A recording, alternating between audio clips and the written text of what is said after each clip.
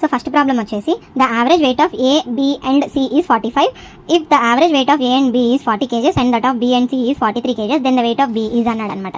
So ఇక్కడ చూసుకున్నట్లయితే మనకి ఏమని ఇచ్చారు, ముగ్గురు మెంబర్స్ ఉన్నారు, వాళ్ళ యావరేజ్ వెయిట్ 45 అనమాట. అయితే వాళ్ళ టోటల్ వెయిట్ ఏమవుతుంది, A plus B plus C total weight ఏమవుతుంది, సో 3 × 45 అనమాట.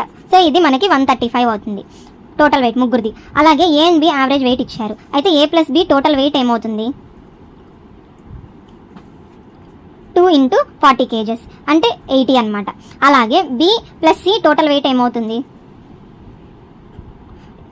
2 × 43 అంటే 86 అవుతుంది. సో ఇక్కడ చూసుకున్నట్లయితే మనకి బి వెయిట్ కావాలి అనుకుంటే మనం ఏం చెప్పొచ్చు, A plus B weight plus B plus C weight చేసి దానిలోంచి A plus B plus C weight తీసేస్తే మనకి బి వెయిట్ వస్తుంది కదా.